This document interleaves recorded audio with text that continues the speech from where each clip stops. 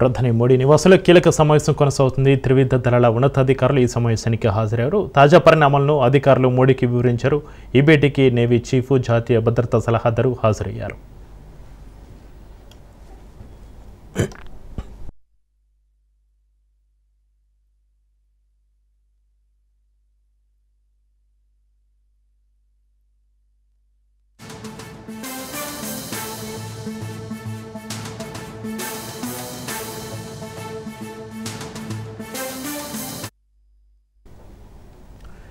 ప్రధాని మోడీ నివాసంలో కీలక సమావేశం కొనసాగుతుంది. త్రివిధ దళాల ఉన్నతాధికారులు ఈ సమావేశానికి హాజరయ్యారు. తాజా పరిణామాలను అధికారులు మోడీకి వివరించారు. ఈ భేటీకి నేవీ చీఫ్, జాతీయ భద్రతా సలహాదారు హాజరయ్యారు.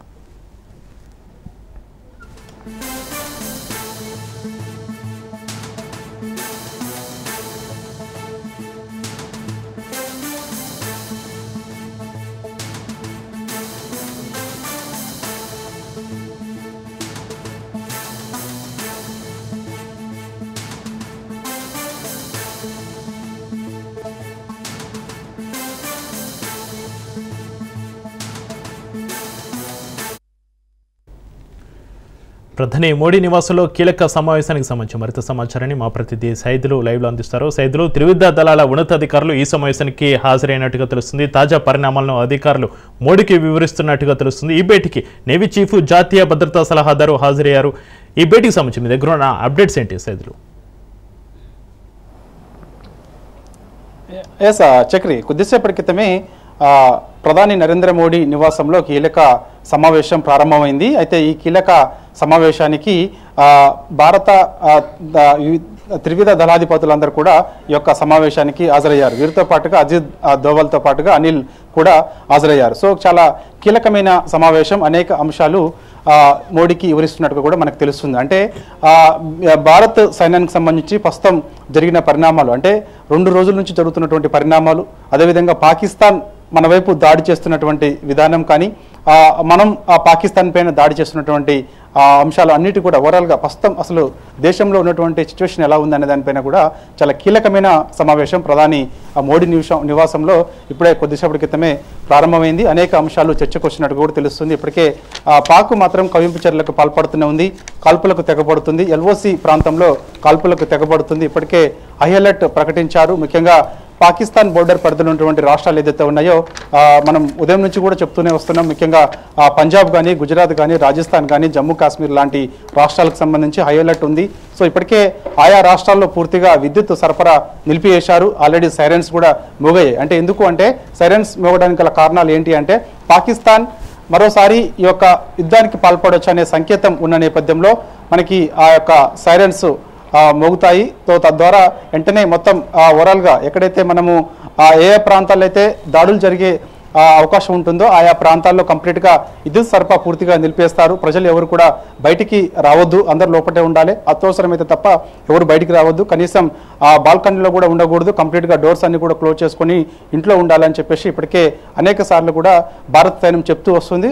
దానిలో భాగంగా ఈరోజు కూడా కొద్దిసేపటి క్రితమే ఈ యొక్క ఎల్ఓసి ప్రాంతంలో పాక్ కాల్పులకు తెగబడుతుంది. భారత్ సైన్యం ఈ యొక్క పాక్ కాల్పులని ఎప్పటికప్పుడు ప్రతిఘటిస్తుంది, ఎప్పటికప్పుడు తిప్పి కొడుతూ వస్తుంది. ఈ యొక్క పాక్ కాల్పులను తిప్పి కొడుతూ వస్తుంది. కాబట్టి సో ఎటువంటి ఇబ్బంది లేనప్పటికీ కూడా ఖచ్చితంగా కొంత జాగ్రత్తగా ఉండాల్సిన అవసరం ఉన్నదని చెప్పేసి కూడా మనకైతే విశ్వసనీయ సమాచారం. దాంతోపాటుగా చక్రి, కొద్దిసేపటి క్రితమే మనకి శంషాబాద్ ఎయిర్పోర్ట్కి బాంబు బెదిరింపు వచ్చింది.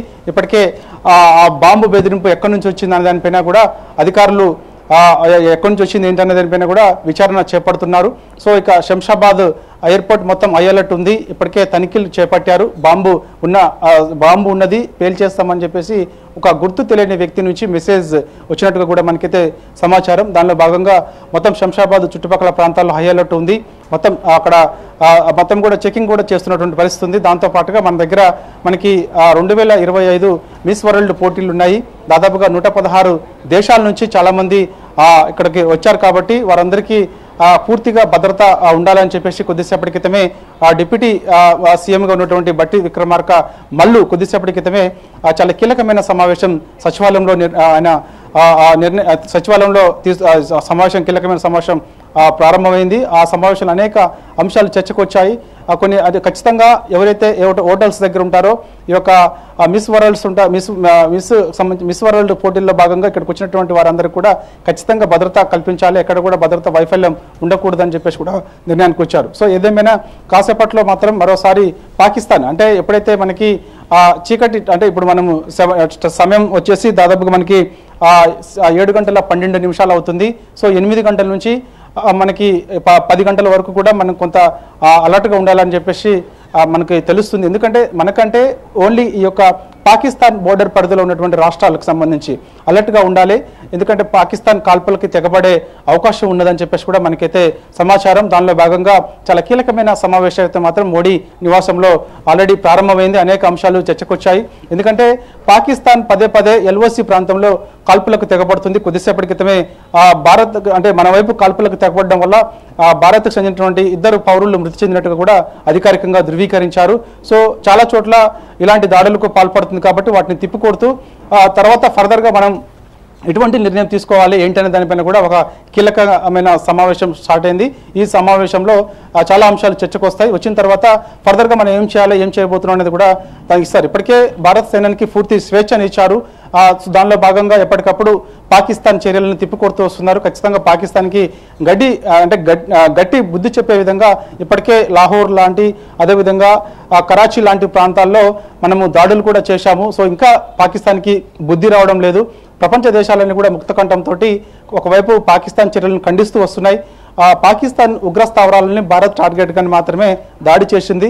పాకిస్తాన్ పౌరులను ఎక్కడ కూడా వాళ్ళకి ఇబ్బంది కలిగే విధంగా దాడులు చేయలేదు కాబట్టి. కానీ పాకిస్తాన్ మాత్రం భారత్ పౌరులను టార్గెట్గా చేసుకొని దాడులకు పాల్పడుతుంది. నేరుగా జనావాసాల్లోకి కొన్ని బాంబులు అంటే F-16, F-17 లాంటి జెడ్ ఫైటర్స్ లాంటి వాటిని నేరుగా జనావాసాల్లోకి టార్గెట్ చేస్తూ బాంబులు కురిపిస్తుంది కాబట్టి. సో మనం మాత్రం S-400 తోటి ఎప్పటికప్పుడు వాటిని మనం తిప్పికొడుతూ వస్తున్నాం కాబట్టి, నిర్వీర్యం చేస్తున్నాం కాబట్టి ఇబ్బంది లేనప్పటికీ కూడా సో ఇటువంటి చర్యలు సరైనది కాదని చెప్పేసి కూడా మనకి ముక్త కంఠంతో ప్రపంచ దేశాలన్నీ కూడా పాకిస్తాన్ చర్యలని ఖండిస్తూ వస్తున్నాయి కాబట్టి. సో ఖచ్చితంగా మరోసారి పాకిస్తాన్కి బుద్ధి చెప్తామనే విధంగా కీలకమైన సమావేశం ప్రధాని మోడీ నివాసంలో ఆల్రెడీ స్టార్ట్ అయింది. దీనికి అజిత్ దోవల్ కూడా వచ్చారు కాబట్టి త్రివిధ దళాధిపతులందరూ కూడా హాజరయ్యారు కాబట్టి ఫర్దర్గా ఇక చేయాల్సిన ఆర్మీతో పాటుగా నేవీ కూడా ఫర్దర్గా చేయాల్సినటువంటి ఏంటి అనేది ఎలా ముందుకెళ్ళాలి, పాకిస్తాన్ దాడులకు పాల్పడితే మనం ఏ విధంగా తిప్పికొట్టాలి, ఏంటి ప్రస్తుత పరిణామాలు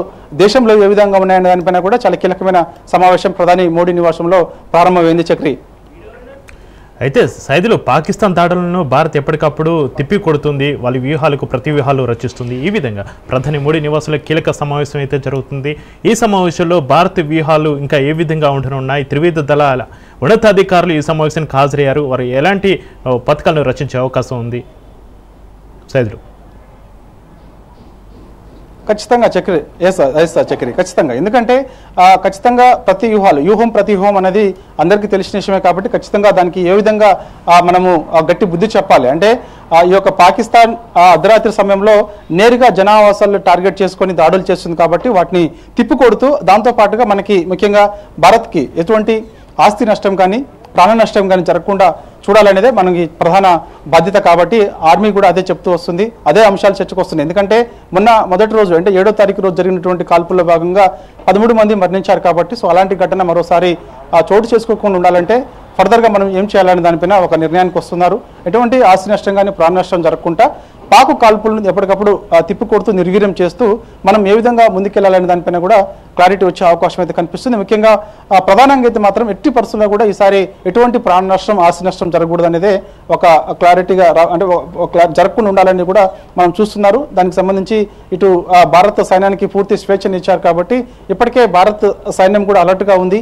ఈ యొక్క ఎల్ఓసి ప్రాంతంలో ఇష్టానుసారంగా పాకిస్తాన్ కాల్పులకు తెగబడుతుంది కాబట్టి ఖచ్చితంగా ఈరోజు రాత్రి మరోసారి కూడా అంటే నిన్న పాకిస్తాన్ కూడా 7:30 to అంటే 8 గంటల రాత్రి 8 గంటల నుంచి దాదాపుగా 10-11 అంటే 3 గంటల పాటు ఇష్టానుసారంగా మన వైపు భారత్ వైపు కాల్పులకు తెగబడుతూ కొన్ని ఆత్మాహుతి డ్రోన్స్ మన వైపు వేసే ప్రయత్నం చేసింది.